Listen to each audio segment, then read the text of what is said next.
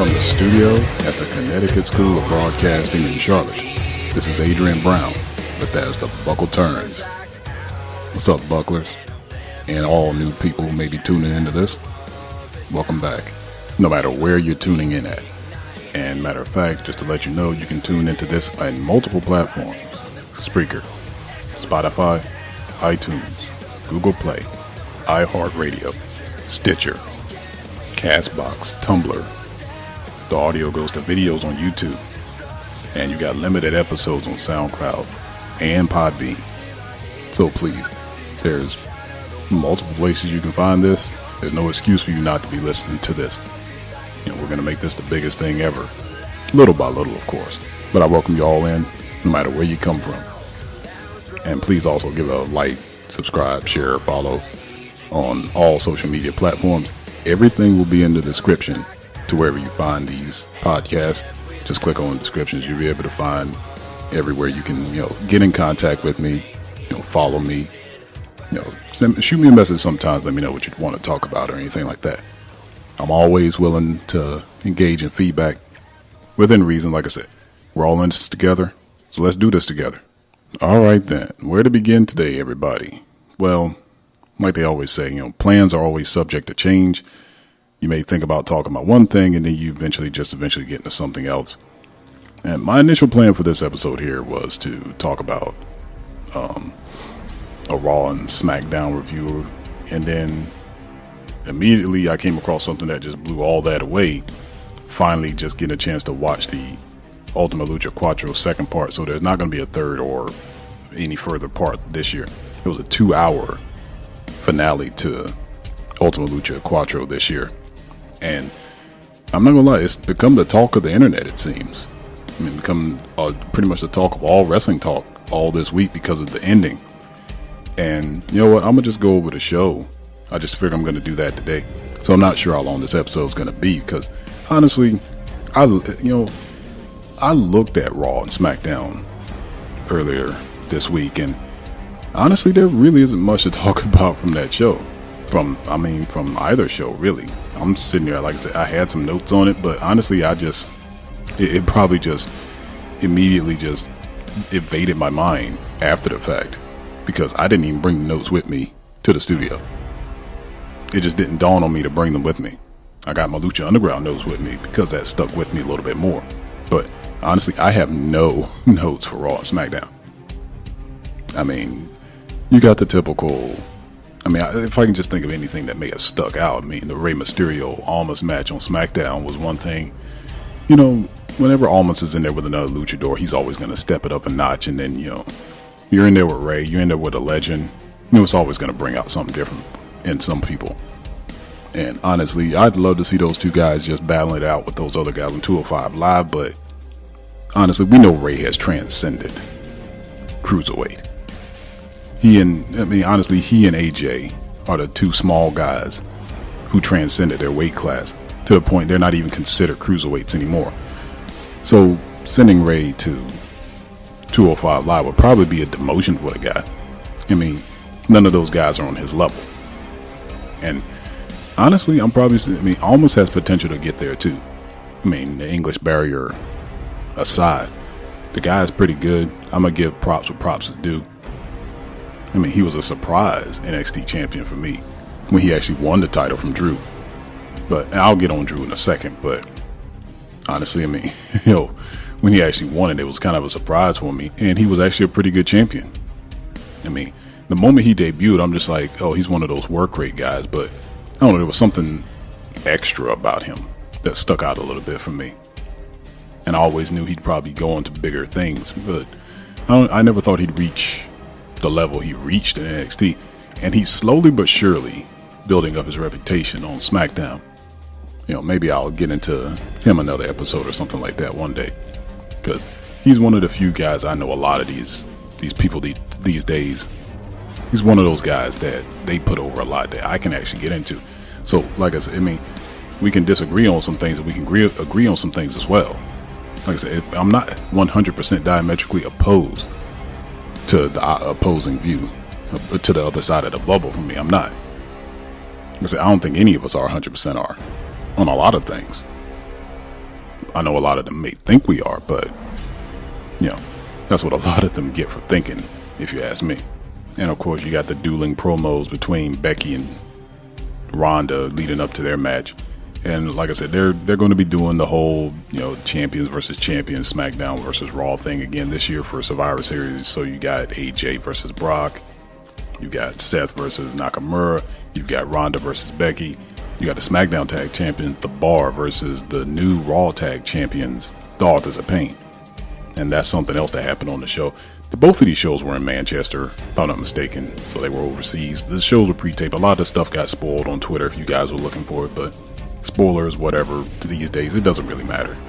But of course, the main thing on the show, of course, was the forming of the Survivor Series traditional tag team matches. The women and men's teams were attempting to be formed across both shows. I mean, just for the heck of it, I'm going to just link the actual teams in the description just to let you know that I'm not going to go into all the minutia about how they were formed and all the things like that. But the main thing that happened on both of those shows, if I really want to put my finger on it, was the steady ascension of Drew McIntyre to where he's about to eventually be at.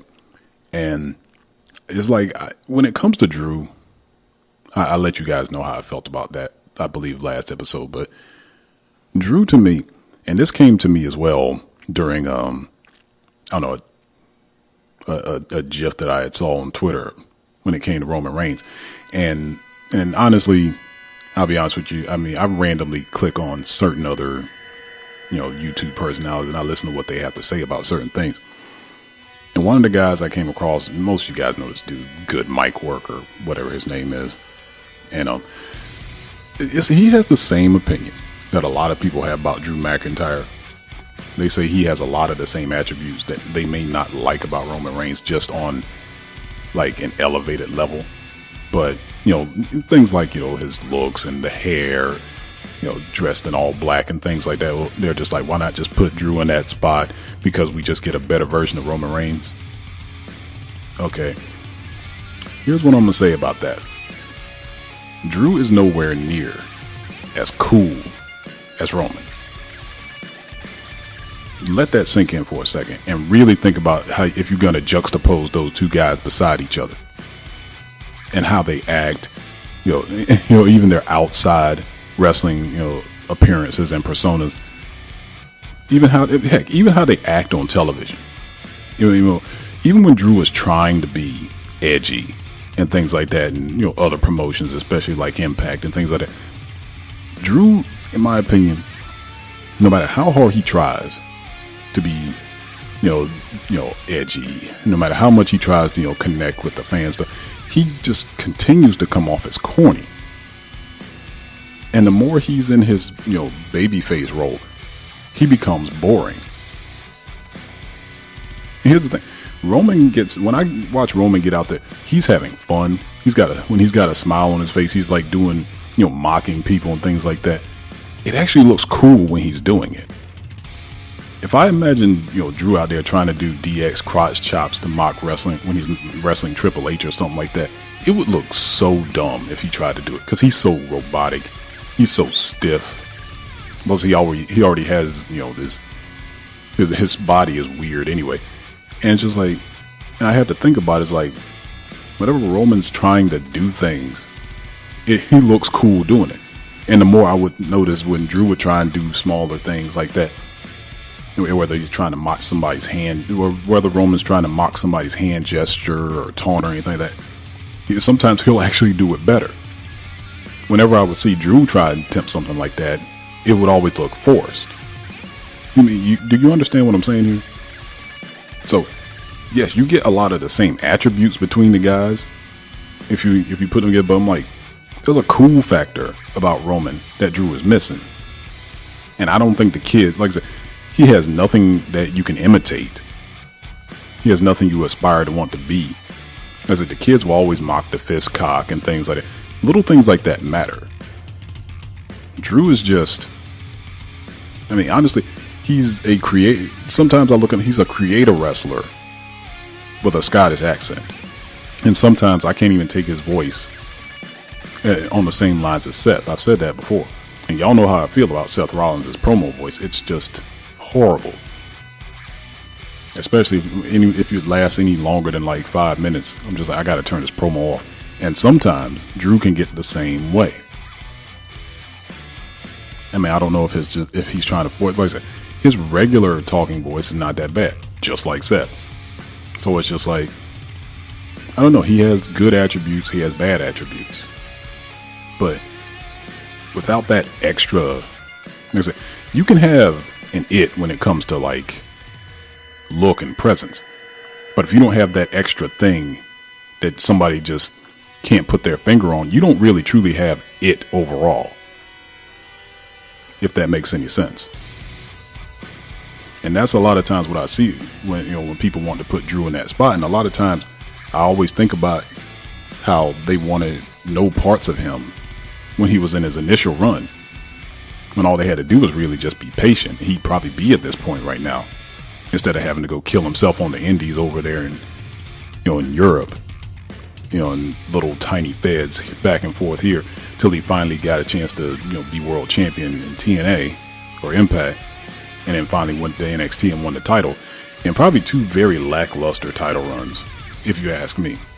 Because again, the guy, he can just be, I don't know, he's not vanilla, but he can come across as that at times.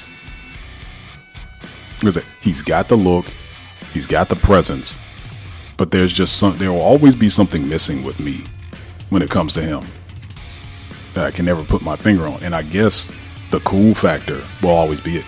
I just don't see Drew as that guy that will come up with something that'll be imitatable for the masses.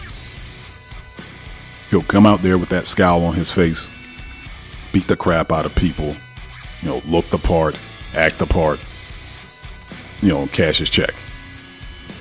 Not saying there's anything wrong with that, but in the end, he just doesn't have the right amount of it in certain aspects, if that makes any sense. I don't know. Give me some feedback on that, y'all, if you don't mind. I don't know, am I off base with that? Please just let me know. And the only other thing I can probably really think about was actually not even on the show. Heyman, comes back at AJ Styles about the promo he cut on SmackDown Live about facing Brock again, talking about, this isn't that's not a prediction, this is a spoiler that he's going to beat Brock. So Heyman comes back at AJ on Twitter. I'll link that in the description as well. Heyman comes back with something else about, don't bite other people's material. He was like, my name is Paul Heyman, I'm the Jew that runs the zoo. Just to play off AJ's thing where he says, I'm the champ that runs the camp. I'm just like, see, why can't we get stuff like this on TV? There's a lot of gold stuff that these guys, people do on social media, that we don't get a lot of that dialogue on television.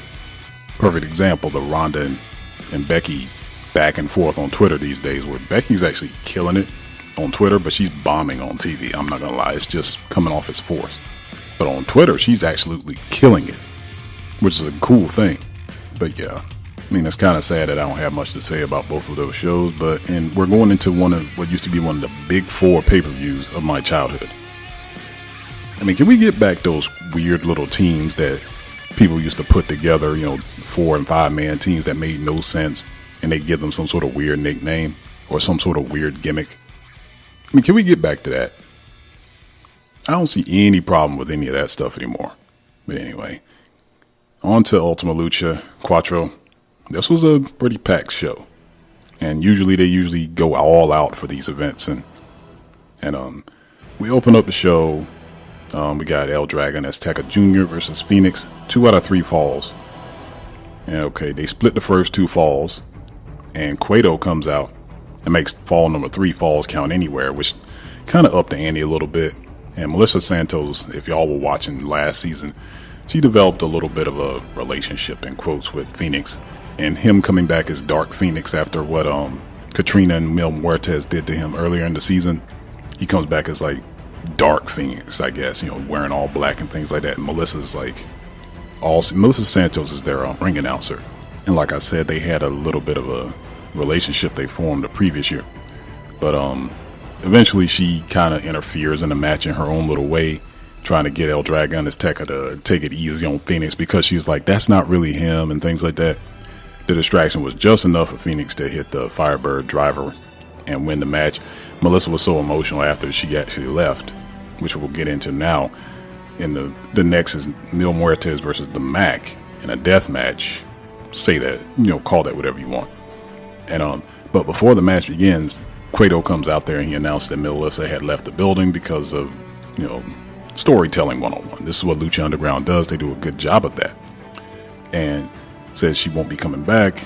So he invites out Shaul Guerrero as the new ring announcer. And most of you who may or may not know, Shaul is Vicky and Eddie's son.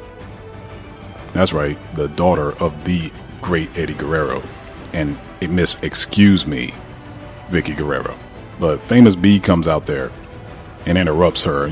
A lot of times, Dario Cuatro, I should say, before he died, would always put Famous B in as the guest ring announcer whenever Melissa wasn't able to be there because of pregnancy issues or whatever, or when she was actually in that match, that tag match with Phoenix versus Marty and his sister at the previous Ultima Lucha last year.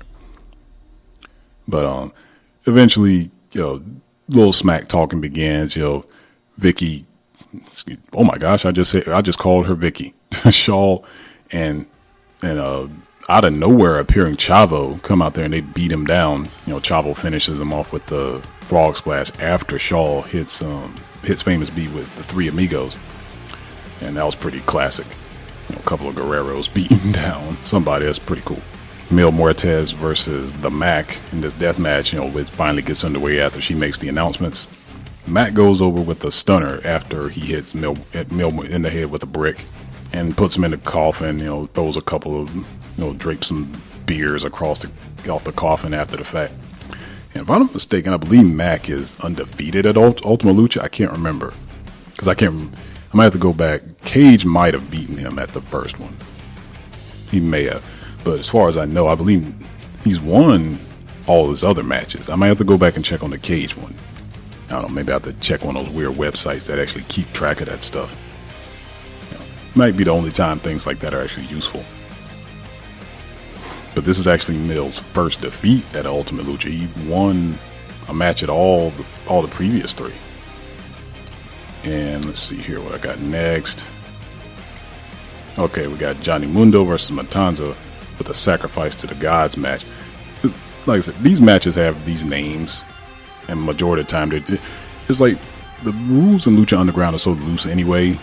I mean, like I said, the refs are always loose with the count outs because there are none. They're allowing weapons in the ring at all times anyway. There really isn't much disqualifications going on.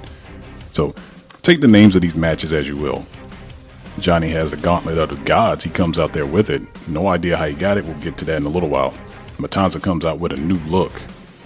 Got the traditional Aztec stuff on him and everything like that.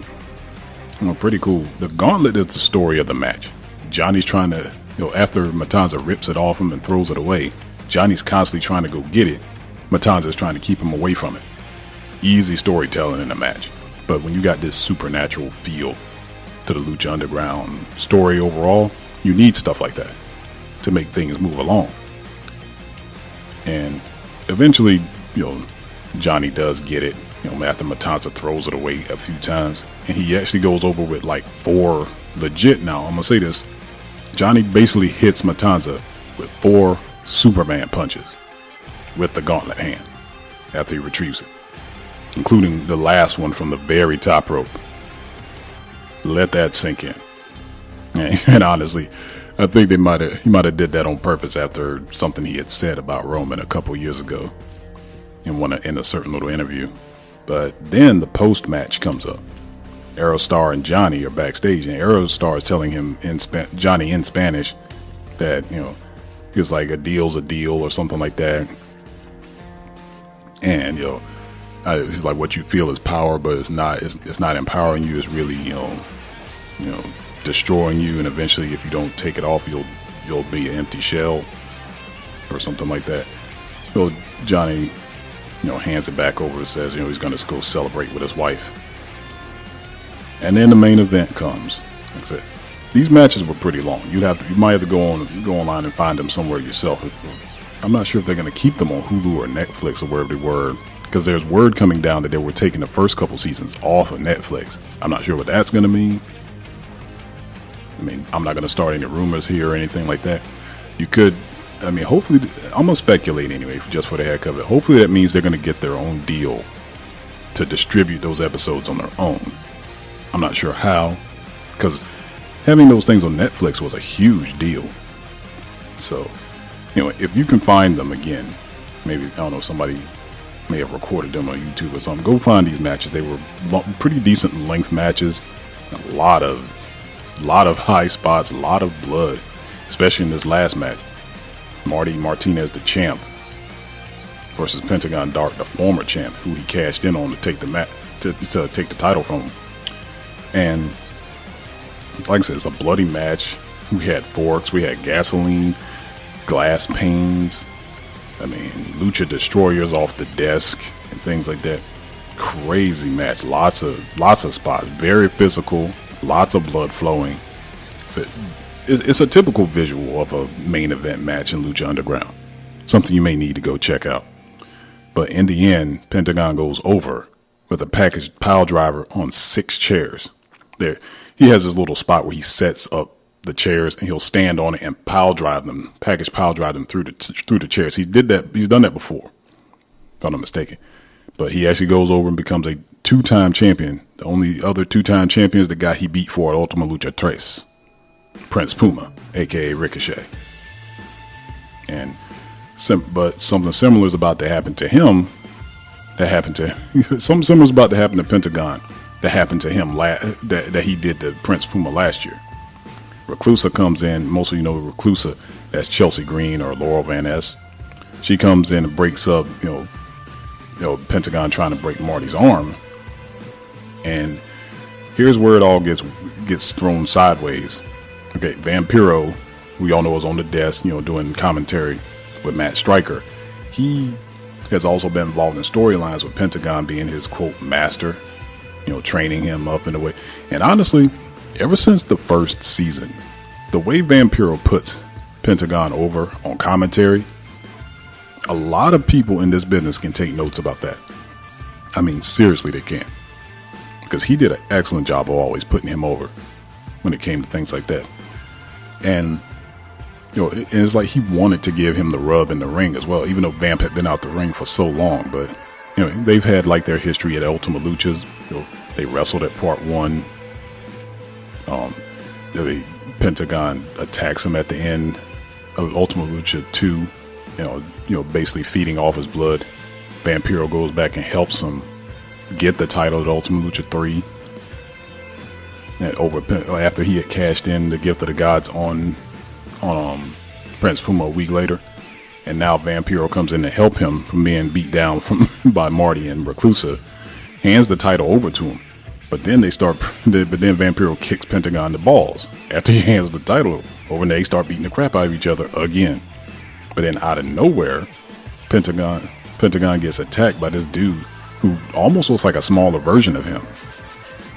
Some dude in some weird little like Shao Kahn looking mask or something like that.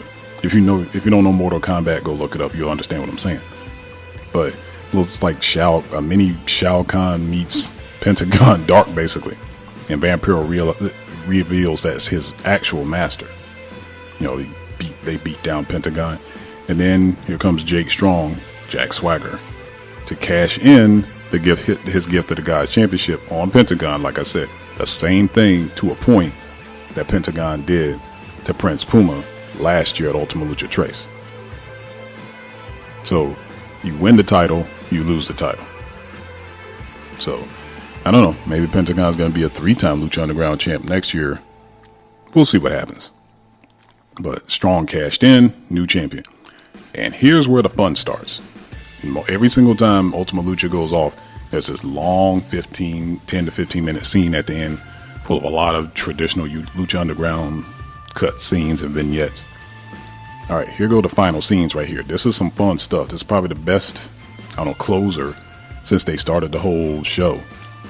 You got King Cuerno, Aerostar, and El Dragon Azteca Jr. In the back, Cuerno says the gauntlet must go back into hiding. Azteca says they need to strike now while the gods are still weak. Aerostar says make it quick. El Dragon Azteca says she plans to. And then you flash over to Black Lotus, who's now wearing the gauntlet and knows the truth that Matanza actually killed her parents. Because Dario Cueto claimed that it was El Dragon Azteca, the original, that killed her parents, that she actually believed him. And she killed him. But in the end, she, with the gauntlet on, she basically rips out Matanza's heart, uses the gauntlet, takes it off, hands it back to El Dragon Azteca. But then out of nowhere, Jake Strong attacks him from behind, breaks his ankle, and takes the gauntlet. And then out of nowhere says, this doesn't belong to you, it belongs to us. And his voice changes when he says us. And you got Taya and Johnny in the locker room. Johnny's trying to celebrate, like, maybe finally we can go on this honeymoon. Taya says, she says, I'm not your wife. She says, I'm a god, and proceeds to beat the crap out of him in the locker room. Hilarious scene, but interesting twist on things. And then we flash back to this same little limo we've been seeing since the beginning of season 3. And you got that black agent in there. You see Tonio, and then you see Vampiro's master, who I still don't know his name. I mean, I watched the full episode and the highlight package. They didn't say his name at all. So we'll just call him Vamp's master. Antonio says all of the gods have taken human form. While their leader is still over there in the shadows, we still don't see his face. That's coming in a minute. Strong gets in the limo and reveals that Matanza's dead when they see the blood that's on the gauntlet. And Matanza was a worthy host, according to the leader, who's speaking in some sort of weird Aztec language. But then he starts speaking English. And then his face finally comes out the shadows. It's Stu Bennett, aka Wade Barrett. And then Aerostar revives Dario with that locket that he had given to Katrina and her mother. And out of nowhere, like I said, Dario pops back up. He says, what the? And it goes off. Classic stuff, man, I tell you. Like I said, that storytelling 101. And the fact that it's seasonal, it makes you ready to watch season 5, if there will be one. Because it's always up in the air if Lucha Underground's ever going to come back because of the limited schedule, limited budget, scheduling issues when it comes to the seasonal tapings, when it comes to certain wrestlers and things like that. Because you can see certain wrestlers transitioning in, transitioning out, but they seem to fill their void in fairly easily when it comes to certain characters. They don't rely just on a core group of people. I think the core they probably rely on the most, though, are Pentagon, Phoenix, and Mil Muertes. They're the staples. They're always there. But then, of course, you got on the other side of things, you got Johnny. And ironically, they've started relying more on the Mac. A whole lot more. Because, once Puma left and now Killshot's gone. And guys like that. But I said their initial core, it's still there. But the people they bring in, they put them in, it's like they immediately put them in a good spot to elevate things and push the story along. Like I said, the story is still, I wish they would we're going to push it on through a little bit more this season. Like I said, it seems to be getting Walking Dead like, it's dragging a little bit. You can't rely on hoping a promotion like this is going to continue the way it is. You can't rely on that too much. Like I said, I really wish, because I don't want it to come to an end because I like the way they're doing it. But maybe they can just push through this whole gods thing a little bit quicker so the show can just move along. But anyway, it was a really good show. I enjoyed a lot of it. And like I said, I'm looking forward to the next season. And on to a couple of more things I want to address before I get off of here. Because I ain't going to keep you guys long today. I didn't give you guys some extended episodes the last 3 times because I had a lot of stuff to review and get off my chest and things like that because a lot of stuff happened. But most of y'all know, like I said, y'all know a lot of things that I've covered on here. But one of the main things I covered is money. And something I brought up an episode ago, if I'm mistaken, about a certain guy who put out a tweet that said money ain't everything. And to a point, I agree with him. We all know that. But this is one of those guys, like I said, we'll just go ahead and say his name's Matt Jackson, the older half of the Young Bucks. He put out that tweet. But like I said, though, this is the same guy who's always talking about how much money he's pulling in from T-shirt sales and Funko Pops and things like that. And somebody brought up something to me on Twitter. And I don't know your real name, buddy. Maybe you can DM it to me after this episode, because I'm pretty sure you're going to listen to it. And I appreciate my fans everywhere. I'm pretty big in the UK, and that's pretty cool, because there's a lot of good wrestling fans there. Smarky crowd, reputation aside, there's good fans there. But he actually sent me this tweet where it says something along the lines of, what does it say? The losing team is paying me more than WWE with half the schedule. But recently we found out that they're not going to participate in New Japan's famed World Tag League, because what did the Young Bucks say?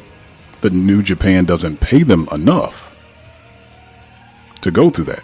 So you're adding a few more dates to it. What?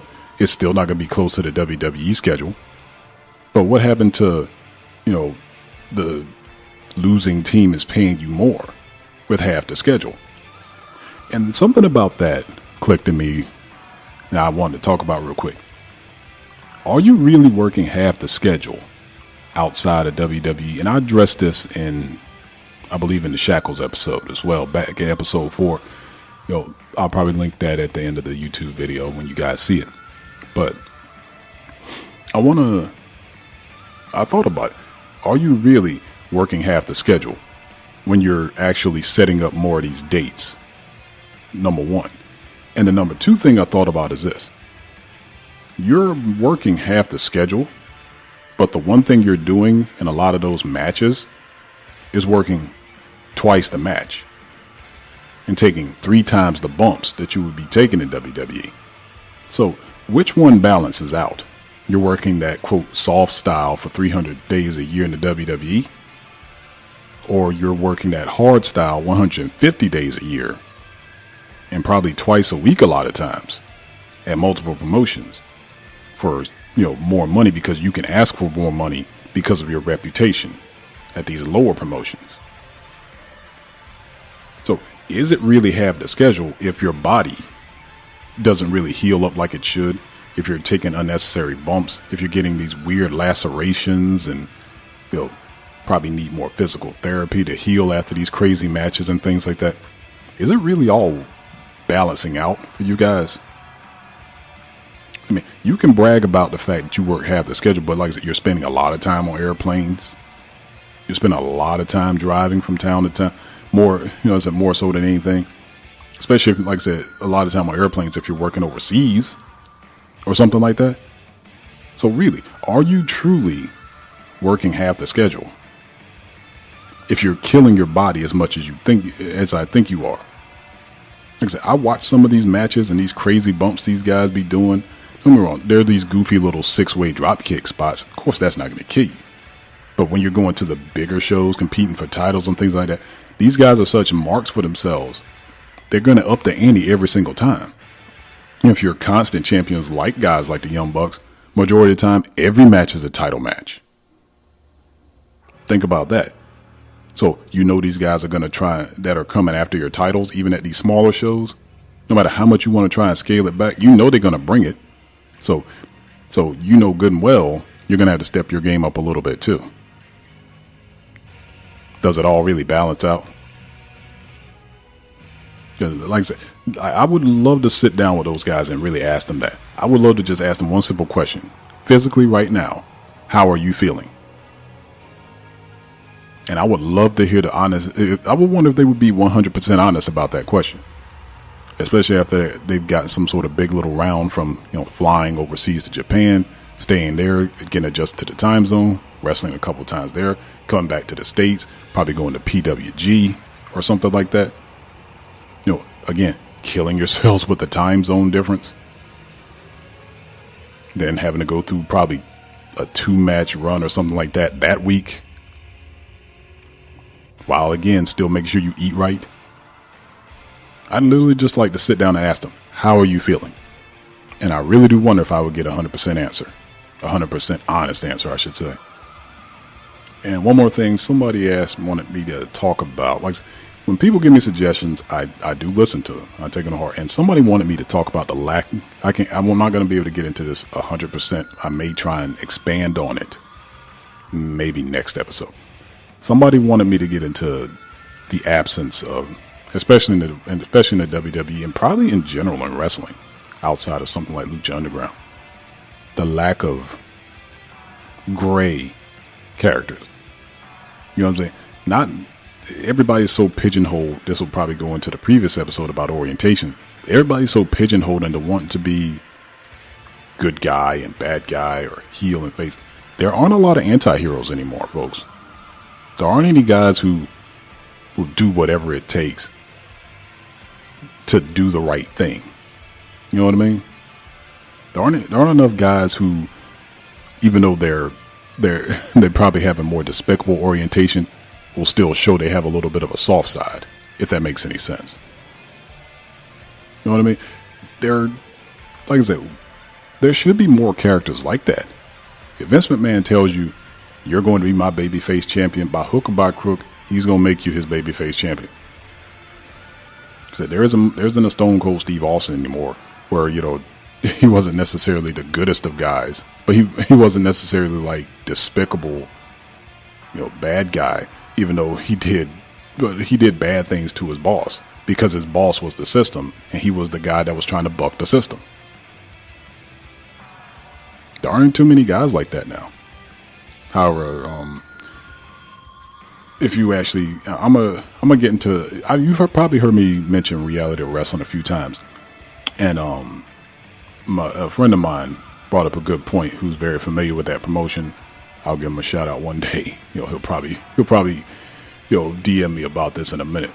But he actually brought up a point that the current champion there is actually playing the anti-establishment role better than Phil was playing it in the WWE.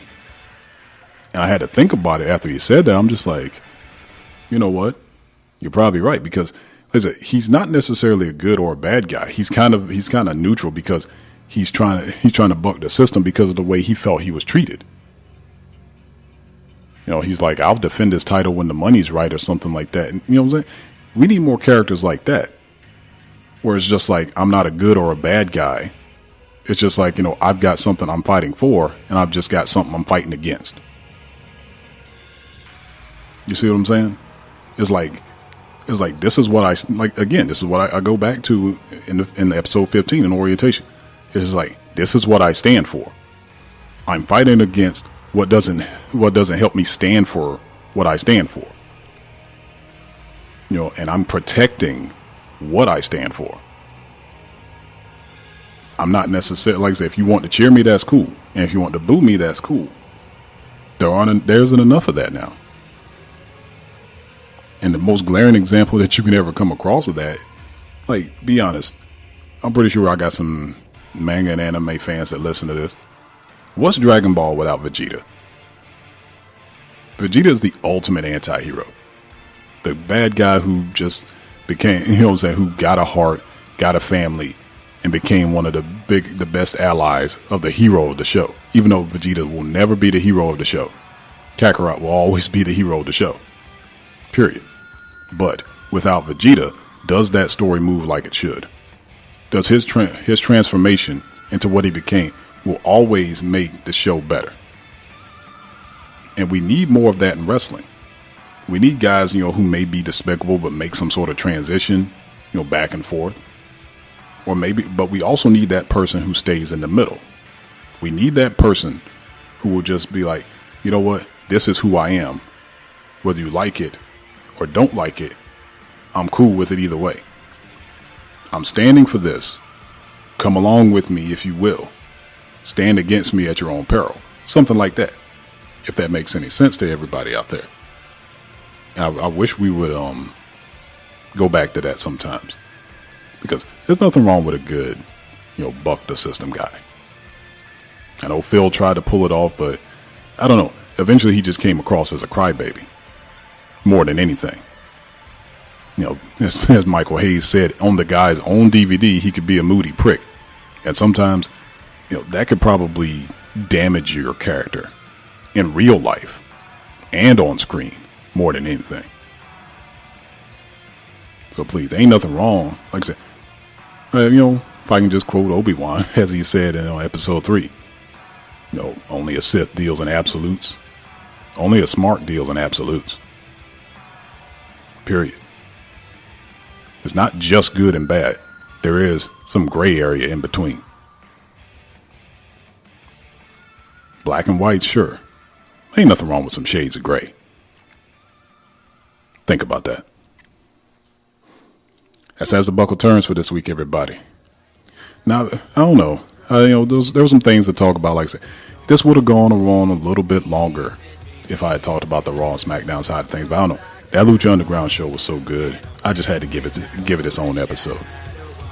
And again, let me know what you think about the whole scheduling thing when it comes to what Matt Jackson said. I'll expand on the gray areas thing eventually. Let everybody know. Just give me a like, subscribe, share, follow. Follow the page on Facebook too. Like that page. Give me some 5-star reviews everywhere you find this podcast. And always remember, we're in this together. Until then, this is Adrian. As the buckle turns. See you next time.